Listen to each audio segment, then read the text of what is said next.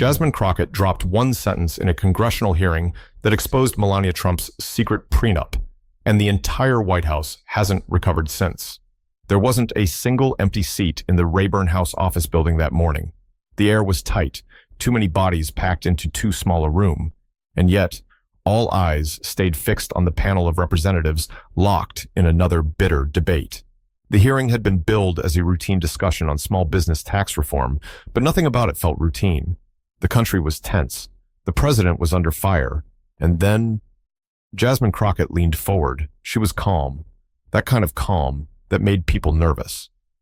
Dressed in a fitted charcoal suit with her hair pulled back tight, she sat quietly at first, waiting for her turn. But by the third time a Republican colleague interrupted her mid-question, her smile thinned. "Are you finished?" she asked, without raising her voice, eyes narrowed. The room hushed. There was something about the way she said it, the kind of stillness that creeps in before something breaks. The committee chair cleared his throat, tried to move things along, but Crockett held the mic. "Since I'm apparently only allowed to speak in fragments," she said, "I'll use this moment wisely."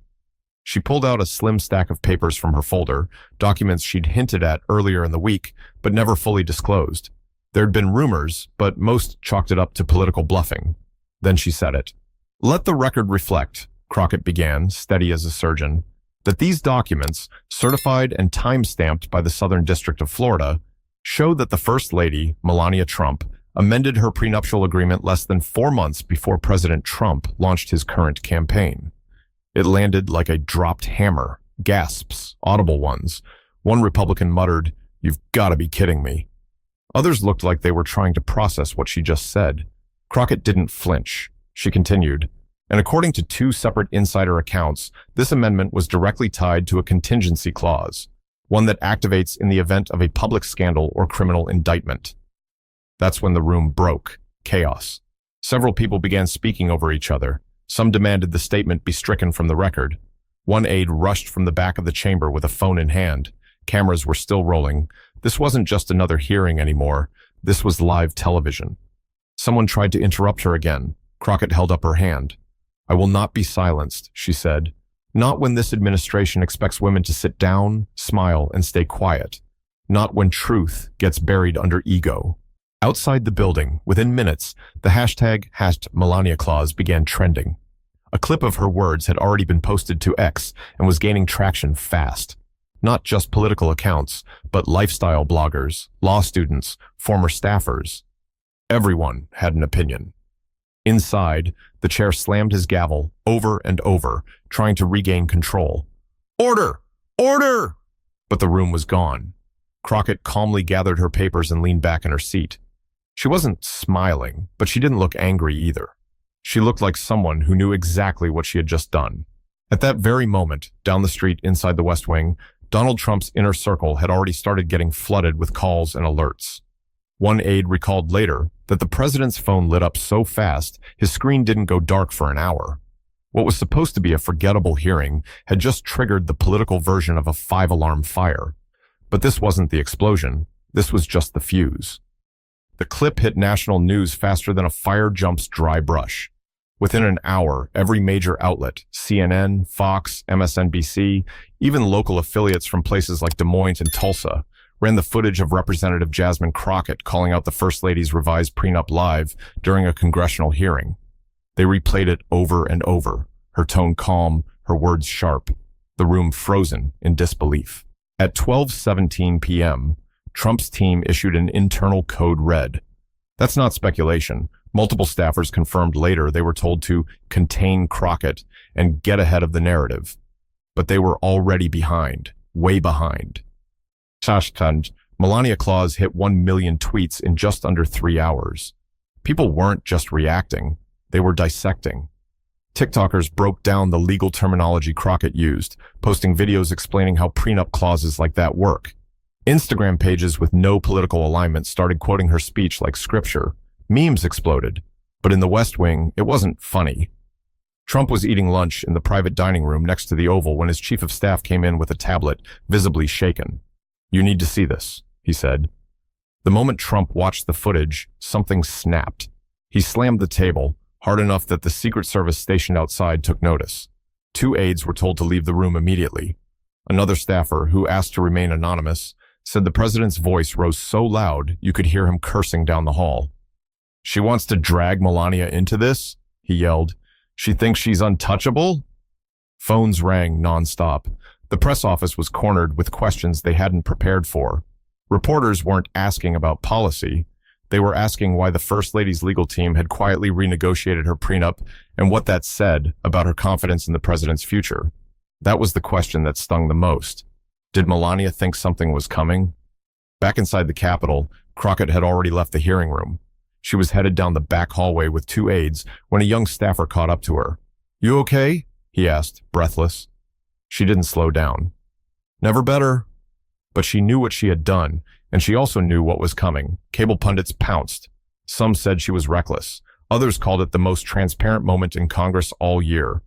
One conservative host on a late afternoon panel looked into the camera and asked, "Who the hell is feeding her that kind of material?" But she didn't flinch. Hours later, Crockett posted a short clip from the hearing to her own account with only 4 words. "Truth doesn't need permission." It was a direct jab at every attempt to silence her in that hearing. The comment section was a mess. People cheering, people fuming, people demanding proof. But others? Others were suddenly interested in who she was and what else she might say next. Back at the White House, things were unraveling, fast.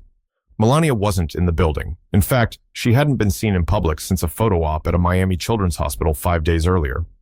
Now, reporters were camped outside her private residence in Maryland, looking for any sign she might come forward with a denial. But she didn't.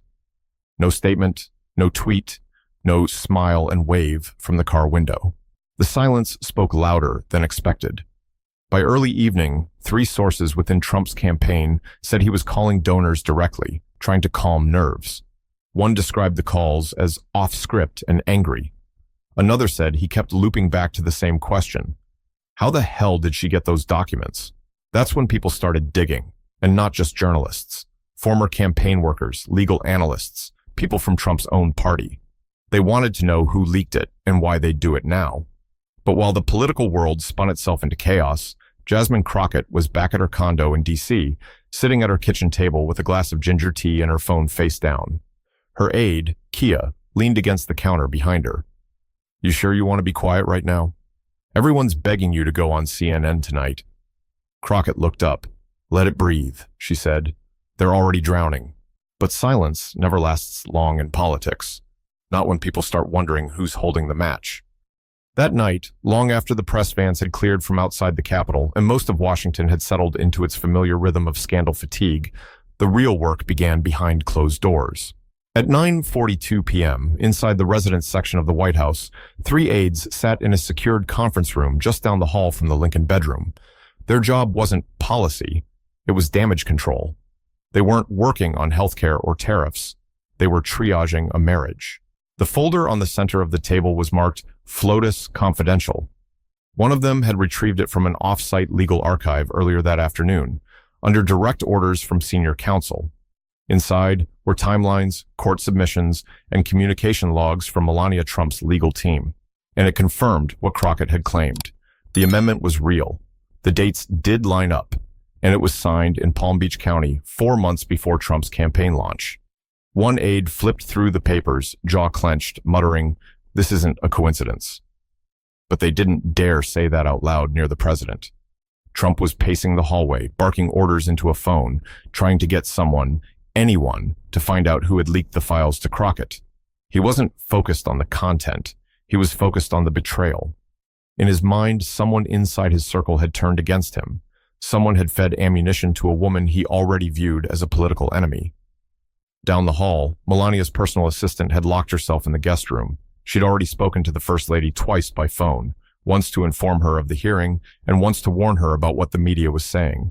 Both calls had been short. "Tell them nothing," Melania had said. The next morning, that silence was still holding. The First Lady's absence was the headline across every cable network. Journalists were posting grainy photos from security cameras at Mar-a-Lago, trying to track her whereabouts. Meanwhile, inside the White House, Trump's fury hadn't cooled. He held a private breakfast meeting with a group of loyal lawmakers. No press, no cameras. The goal? circle the wagons. One senator from Texas leaned in and said, "Mr. President, this is only going to escalate. You've got to shut it down before it grows legs." Trump banged the table. "She's trying to drag my wife into this mess. That's off limits." Another ally tried to calm him. "Then put Melania out there. Have her deny it. She hasn't said anything, and people are filling in the blanks." But Trump refused. He didn't want Melania giving interviews. He didn't want her anywhere near a microphone. What he wanted was Crockett cornered, discredited, and politically buried. A memo was drafted before lunch, a plan to accuse Crockett of spreading unverified conspiracy theories during a federal hearing. A few legal analysts on conservative networks had already started floating the same line. But back at Crockett's office, no one looked worried. In fact, her team was unusually calm. That morning, Kia handed her a plain manila envelope marked "Do Not Copy." Inside was a letter postmarked from Naples, Florida, unsigned, but containing 3 pages of emails between a known Trump advisor and a Florida-based attorney representing Melania. The date on the email? Just 3 days before the prenup renegotiation was filed. Crockett read it once, then again. Kia watched her carefully. "It's solid. You want to go public?" Crockett shook her head. "Not yet. Let them keep sweating." But it wasn't just Trump's camp sweating now. Moderate Republicans, especially those up for re-election, started worrying about how this might affect suburban voters. The story wasn't about marriage anymore. It was about trust, manipulation, control. It was emotional. It was raw. By the end of the day, Trump's inner circle realized they'd made a miscalculation. By refusing to address it head-on, they'd let Crockett define the narrative. And once the public latches on to a story like this, it doesn't stay political. It turns personal. But personal stories have a way of digging into places politicians can't control. The question spread faster than the clip itself. Where did she get them? It wasn't just the usual pundits asking. Capitol Hill staffers whispered about it in cafeteria lines. Legal analysts dropped half-baked theories on morning news shows. Even foreign media picked it up. Someone, somewhere, had handed Representative Jasmine Crockett certified legal documents tied to the First Lady of the United States, and they were real. And Crockett? She wasn't saying a word. Back in her D.C. office, the phones rang non-stop. Reporters, advocacy groups, even a documentary crew from San Francisco called offering an exclusive sit-down. She ignored them all. Instead, she and Kia sat in a closed meeting with their legal advisor, Marcy Dillard, a no-nonsense 50-something with glasses always slipping down her nose. "You're covered," Marcy said, flipping through the envelope again. "The documents are a public record. Hard to argue with timestamps and clerk signatures." Crockett leaned back. "They're going to accuse me of planting this. Watch." Marcy shrugged. "Let them. Truth don't need dressing up." But that didn't stop the hunt. Within 48 hours, Trump's legal team launched an internal review.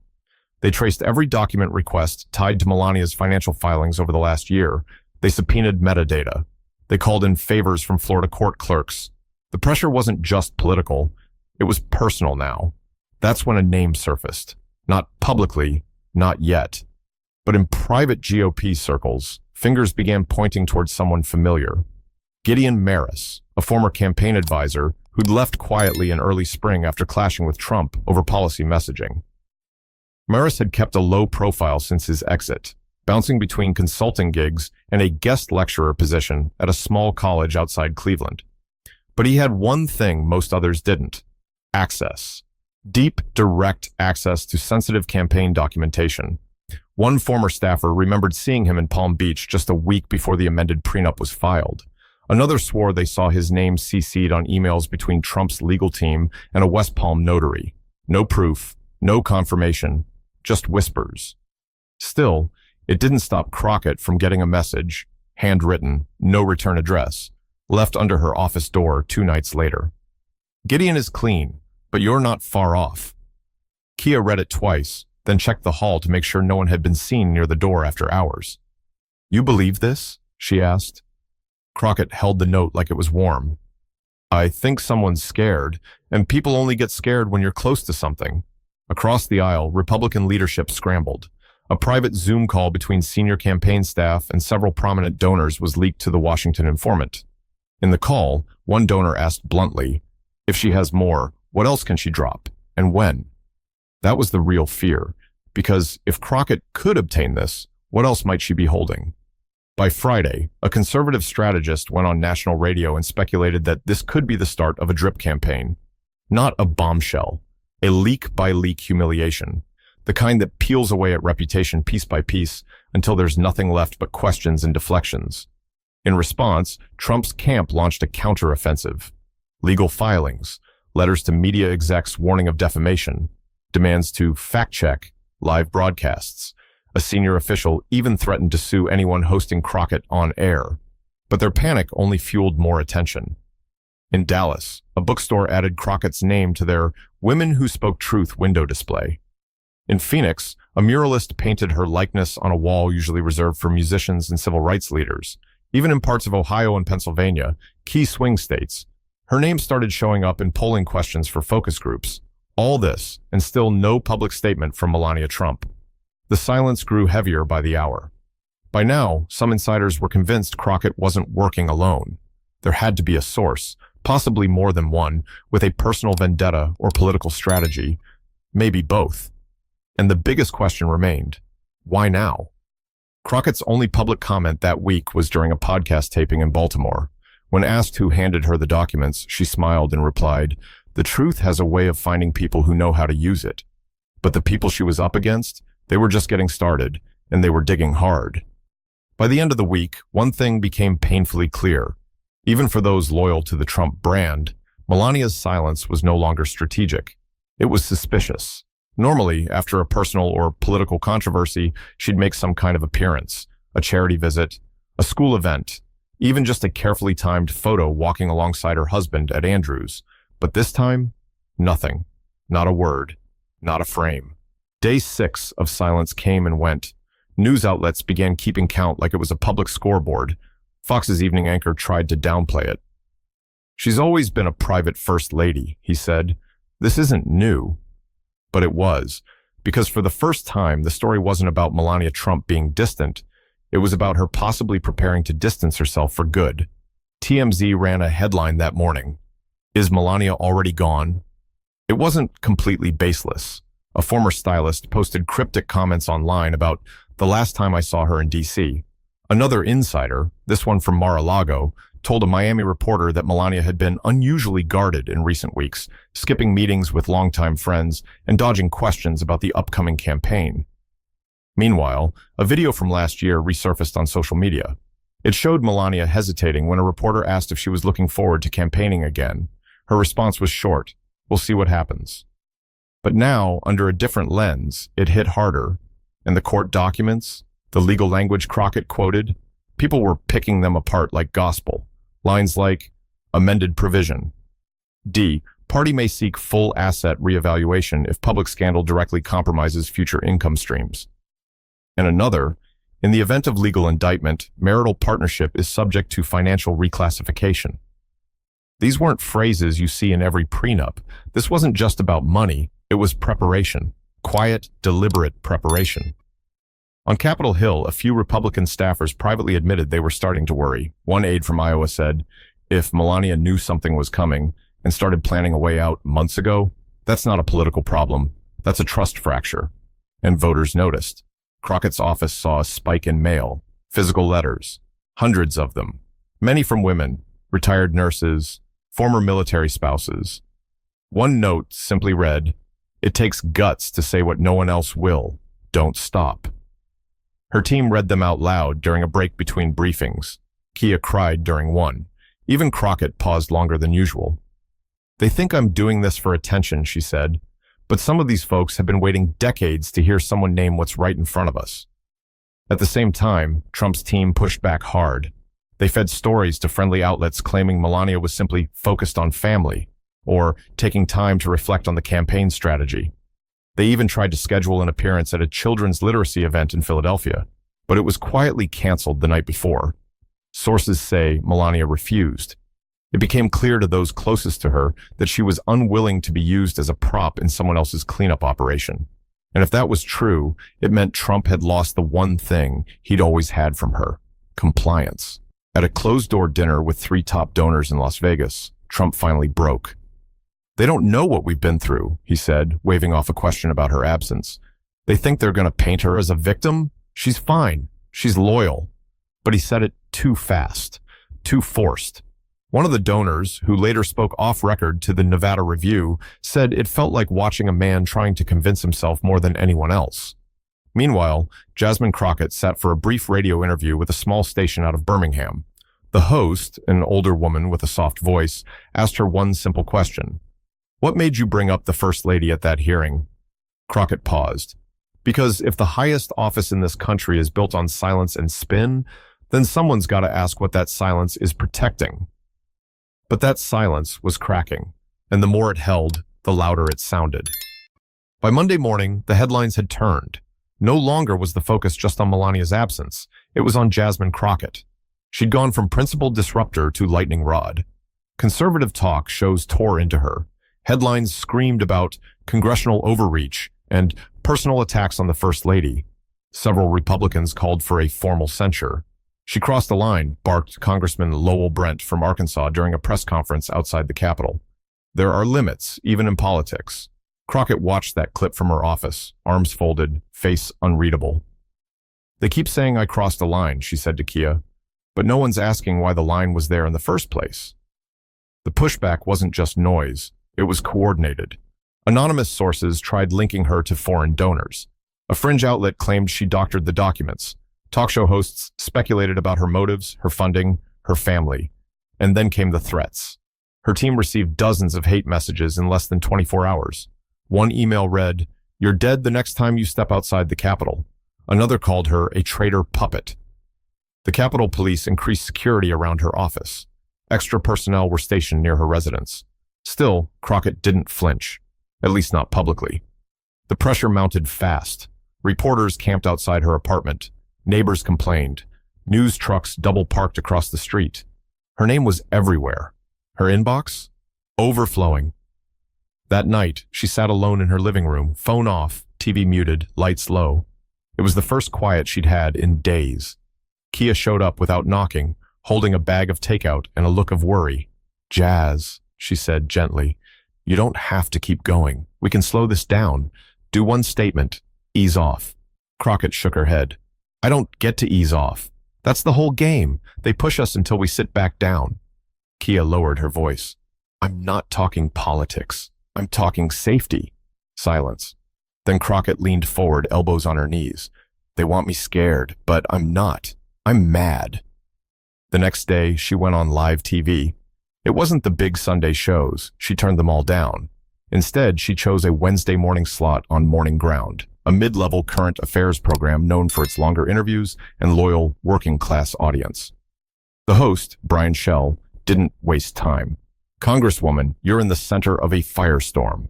People want to know, was your statement about Melania Trump personal or political?" Crockett didn't blink. "It was factual. And facts aren't disrespectful just because they make people uncomfortable." Schell nodded slowly. "Do you regret saying it in a public hearing?" "No," she said. "I regret that the truth had to come from me because everyone else was too scared to say it out loud." That line was clipped and posted across social media within minutes, and it hit hard, especially with younger voters and women in swing states. The authenticity rang louder than the backlash. She wasn't reading off a script. She wasn't calculating. She was tired, angry, and still standing. Across the country, support swelled. Small-town mayors posted words of solidarity. College students flooded her comment sections. Even a few moderate Republicans admitted off-record that she'd changed the conversation. One voter in Erie, Pennsylvania told a local station, "She said what everyone else dances around. You don't go rewriting your prenup unless you know something's coming." Meanwhile, Trump's team tried to hold the line. They released a short statement. Melania Trump continues to support her husband and his mission to serve the American people. No video, no appearance, just 12 words. It landed flat. Inside GOP strategy meetings, tensions rose. Fundraisers reported growing donor fatigue. Suburban women, once a pillar of the Trump re-election effort, began polling lower than expected. Crockett's moment had turned into movement. She didn't declare war. She just refused to sit quietly while everyone else pretended the emperor still had clothes. But in politics, momentum is a dangerous thing. because once it starts, no one controls where it ends. As Crockett's interview gained steam, the media machine cranked into overdrive. Suddenly, the coverage wasn't just about a congresswoman exposing a presidential marriage.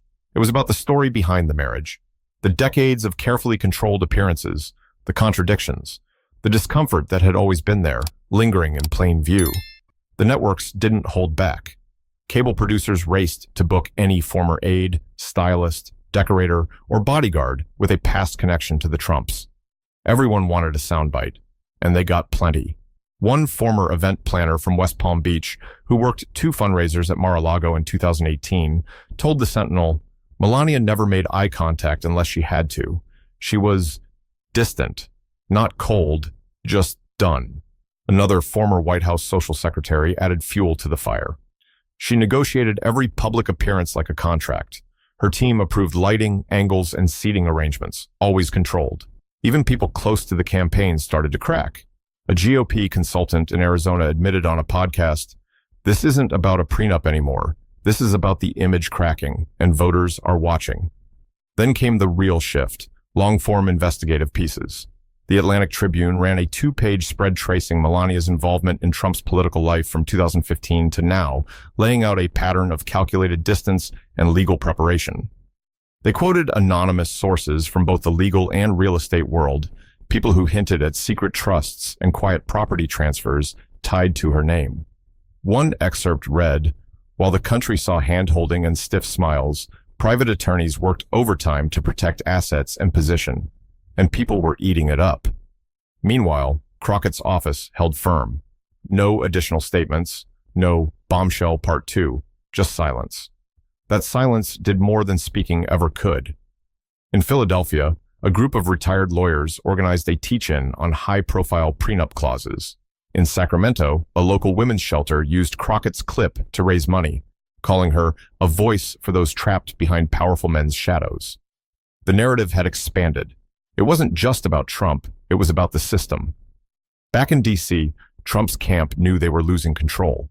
The president started holding longer press availabilities, rambling, defensive, focused less on policy and more on protecting the image of a man still in command of his house and his marriage. "Melania and I are great," he insisted one morning in front of Marine One. "These Democrats are desperate. They can't beat us on the economy, so they attack my wife. It's disgusting." But the way he said it, tight-lipped, with his eyes scanning the cameras, didn't convince anyone who wasn't already convinced. Still, there were defenders. Loyalists, like Representative Blaine Rourke from Missouri, claimed Crockett was weaponizing marriage. "You don't bring someone's family into the floor of Congress," he said on Newspoint Radio. "It's dirty politics, plain and simple." But Crockett never named Melania to hurt her. That was the difference. She pointed to a pattern, not a person, and the public could feel that. One op-ed in the Cincinnati Star wrote it best. Crockett didn't drag Melania's name through the mud. She asked why the country never questions the mud around her. In quiet corners of Washington, some GOP aides started whispering about 2028. Not Trump's re-election, but Crockett's future. Could she run statewide? Could she go national? A cable host even floated the idea live. This woman's not going away. Whether you love her or hate her, she's created a moment. And moments like this, they change careers. Still, Crockett stayed quiet, intentional, strategic. She let the media do the talking while she went back to committee work, showed up at neighborhood events in D.C., and refused to gloat. Because this wasn't just a viral moment, it was a fracture. And fractures don't get glued back overnight. But pressure kept building from both sides, and someone was about to crack under it. Inside a sleek brownstone just off DuPont Circle, 5 Republican strategists huddled around a speakerphone on a Saturday morning. Coffee cups, notepads, and tired expressions covered the table. The mood wasn't aggressive, it was rattled. "Let me be blunt," said a voice from a donor group out of Cincinnati. "We're bleeding support in every district where women over 40 are a factor." No one disagreed. The poll numbers were already confirming it. In districts like Sarasota, Mesa, and Columbus suburbs, women who'd once leaned Republican were now clicking on Crockett's interview clips, sharing them in group chats, and, worse, talking about how much sense she made. She didn't say Melania was weak, a woman named Jan told a local Ohio paper. She said Melania had a backup plan. I've had one too. It's called being smart. That kind of shift wasn't something the GOP machine was used to. It wasn't loud. It wasn't radical. It was subtle. And it was cutting deep. Back at the brownstone, another strategist rubbed his temples. We've gone through 5 different messaging drafts and not one is sticking. People don't care about policy right now. They care about optics. That was the real nightmare, because the GOP, for all its bluster, had built a campaign season around control, family, strength, unity. But Jasmine Crockett had pushed a thumb through that image like it was thin paper, and worse, she did it without yelling, without lying, without looking afraid. Meanwhile, Trump's senior advisors were losing patience. Late Sunday evening, inside a private suite at Trump National in Bedminster, an impromptu war room was convened. Campaign manager Nolan Dreesen, 2 legal advisors, and Trump's communications director met with the president. No media, no notes. The message was simple. We have to address the prenup, now. But Trump wasn't having it. You want me to give her what she wants? He growled, slamming his hand against the armrest. She's a low-level congresswoman. We elevate her, she wins. We say nothing. We still control the narrative. But they didn't. By then, Crockett's words had traveled so far and so fast that controlling the narrative was no longer an option. It was a fantasy. And the more Trump fought it, the more it looked like he was hiding something. That same day, Fox News released a flash poll conducted in key battleground states. One of the questions stood out. Do you believe Melania Trump is fully supportive of her husband's campaign? Yes, 31%, no, 49%, undecided, 20%. Those numbers sent tremors through the fundraising teams. Major donors started calling, not to pull support, not yet, but to question the plan. A well-known energy executive from Tulsa asked, if we're losing ground to one soundbite from a freshman congresswoman, what happens if she keeps going? In response, GOP leadership moved to close ranks. They deployed talking points to local affiliates. Unfounded claims. Privacy invasion. Another leftist smear campaign. But none of it landed. The public wasn't reacting like it normally did, because the people watching didn't think Crockett had gone too far. They thought she had gone where no one else dared. Inside the Trump campaign, things got uglier. Leaks started to flow. One staffer told a reporter at the Press Ledger that morale was low, especially among younger campaign workers. People don't like defending what they can't explain, they said. Melania's silence isn't dignified anymore, it's suspicious. Then came the biggest hit, a story out of Palm Beach. A local journalist, someone who'd previously covered society galas and real estate launches, dropped a bombshell report that Melania had been seen meeting with a real estate lawyer 3 weeks before the Crockett hearing. The meeting lasted over 2 hours. The location? A quiet office near Worth Avenue. No security, no PR team. The story didn't confirm anything, but it didn't have to. Cable news hosts ran with it. Pundits filled in the blanks. And Crockett? She said nothing. She didn't need to. Back at her DC office, she scanned the headlines quietly, eyes sharp. Kia leaned over her shoulder. They're falling apart. Crockett just sipped her tea. Not yet, she said, but they're close.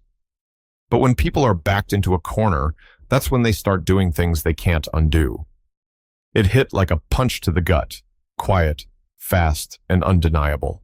On a cool Thursday morning, the Florida Herald dropped an exclusive report. Tucked between stories about real estate and hurricane season was a headline that flipped the entire scandal upside down. Leaked email suggests Melania's legal team prepared for separation prior to campaign launch. There was no mistaking it. A legitimate, verifiable email between a senior member of Melania Trump's legal team and an estate planning firm in Coral Gables. The date? 3.5 months before Trump stood on stage in Milwaukee and declared he was running again. The email mentioned emergency asset restructuring, discrete property holdings, and most strikingly, ensuring financial independence in light of potential reputational risk. That phrase, reputational risk, was repeated across every screen in America by noon. It was no longer a matter of speculation. This wasn't body language analysis or gossip from former staffers. This was paper. This was time-stamped, lawyer-to-lawyer communication. And it confirmed what Crockett had hinted at from the beginning. In her office, Crockett read the article twice, quietly. Kia burst in, holding a printed copy. It's real. It's finally real. Crockett didn't smile. She didn't jump. She just whispered, "Now they have to respond." And they did, but not how anyone expected. Hours after the report went public, the White House press secretary stood at the podium for a scheduled briefing. The room was packed wall to wall. Everyone was bracing for a statement from the First Lady. What they got was a deflection. "I'm not here to comment on private legal matters," the secretary said, adjusting her mic. The First Lady remains focused on her initiatives and her family. That was it. No denial, no correction, just a calm refusal to address the most explosive headline of the year. But the press wasn't having it. Follow-up questions rained down. Is the marriage stable? Was the prenup renegotiated as a result of legal exposure? Why has the First Lady remained out of public view for 10 days straight? The briefing ended early. Back inside Trump's campaign headquarters in Arlington, aides were in full panic mode. They knew silence wasn't going to work anymore. But they also knew the alternative was worse. If Melania stepped out now, whatever she said would be dissected frame by frame. So Trump did what he always did when cornered. He lashed out. That night, during a campaign rally in Fort Wayne, Indiana, he went off script. "You've got these low-energy Democrats like Jasmine Crockett trying to drag my family through the mud because they can't run on their record," he snapped. "They can't win on policy, so they come after my wife, a great woman, smarter than all of them combined." But the crowd didn't cheer as loud as usual. The energy was there, but it was cautious, different. One rally-goer, interviewed by a local station afterward, put it plainly, "I'm still voting for him, but I don't know what's going on with Melania, feels off." The narrative was shifting. What began as a bold claim in a tense hearing had grown into something larger than politics. It had become believable. The American public, once skeptical, now felt like they'd been let in on something they weren't supposed to see, and they weren't going to unsee it. Crockett, meanwhile, chose that night to release a short, handwritten statement. 12 words. When power hides behind silence, truth speaks louder than the shouting. No interviews, no press tour, just one simple message posted across her socials in the same font and tone as her original campaign flyers. It hit like a match in dry grass. Within an hour, the post had 200,000 shares. And then came the editorials.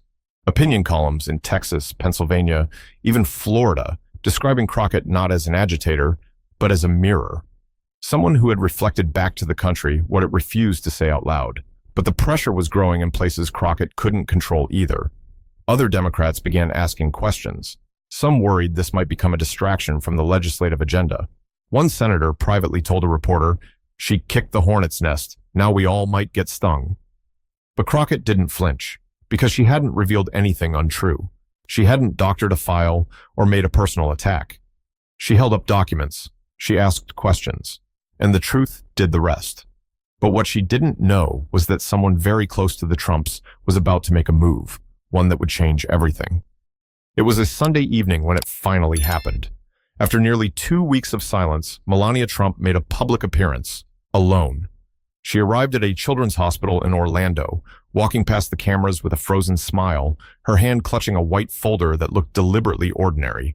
She wore a dark blue dress, modest but not stiff, with simple pearls and no visible security detail in frame. Reporters were kept at a distance. No questions were allowed. But the real news wasn't the appearance itself. It was what came after. Just an hour later, a brief 2-paragraph statement was posted to her official page on the White House site. "As First Lady, I remain committed to my work, my son, and my privacy. I will not entertain public speculation about personal matters. Those who seek to exploit my family for political gain show themselves. I will not." It was elegant, measured, unapologetic, but it wasn't a denial, and the public noticed. Within minutes, commentators across all networks chimed in. Some called it dignified. Others said it was proof she was distancing. Body language experts dissected her posture from the Orlando visit. Lip readers tried to analyze a moment she spoke quietly to a staffer off camera. But no matter how you looked at it, the message was clear. Melania wasn't coming to Donald's defense. Trump, still at his golf club in Bedminster, reportedly exploded when he saw the statement. "She's feeding the damn story," he shouted, according to one staffer who spoke to the dispatch. "She thinks being quiet makes her look noble. It makes me look weak." That word, weak, was everything he feared. Within the next 48 hours, Two major Republican donors quietly suspended their pledged contributions. A third redirected funds toward down-ballot races, saying the presidential campaign had become too unpredictable. Polls reflected the shift. In suburban counties across Michigan and Wisconsin, Trump's numbers dipped below 40% for the first time in months. Among independent women, Crockett's favorability doubled, and she had barely said a word since the hearing. In a quiet corner of the House cafeteria, she sat with Kia, scrolling through her phone between bites of lentil soup. "Look at this," Kia said, showing her a photo of a mural in Kansas City. Crockett's face painted alongside bold letters that read, "Tell the truth anyway." Crockett didn't smile. She just sighed. All this attention, and you know what matters most? That people finally feel seen. Across the country, people who had never followed congressional hearings were now talking about prenups, legal independence, and quiet power. Crockett had opened a door, and millions had stepped through it. She started getting invitations to speak at law schools, women's leadership events, civil rights roundtables. Her inbox filled with letters from people who never trusted politicians, but somehow trusted her. And then came the late-night clip. During an appearance on The View, one of the hosts said, "Whatever you think of her politics, Jasmine Crockett didn't just poke the bear. She showed us the bear was made of glass." The room erupted in applause. It wasn't just the revelation, it was the courage. Even Democrats who were cautious at first began to shift. A few House colleagues who had kept their distance now reached out to express quiet support. One sent her a text that read, "That wasn't politics, that was bravery." But not everyone was on her side. A formal ethics complaint was filed, thin, politically motivated, and unlikely to go anywhere. Still, it served as a warning. The machine wasn't done trying to punish her, and Crockett knew it. One night, walking out of the Capitol under the low pink sky, she turned to Kia and said, "They're going to come harder now. Every day, every speech, every document I touch." Kia didn't hesitate. "You ready for that?" Crockett looked ahead. "I've been ready. What I'm not ready for is going back to a world where people pretend this kind of silence is normal." Because that's what this had always been about. Not about prenups or power couples. It was about what we accept, what we protect, and who we believe, even when the truth is right in front of us. Jasmine Crockett never raised her voice. She didn't call names. She simply lit a match. And the rest? The country watched it burn. If this story made you think, even just a little, don't keep it to yourself. Share it. Talk about it. And subscribe for more stories that speak the truth others are too afraid to touch.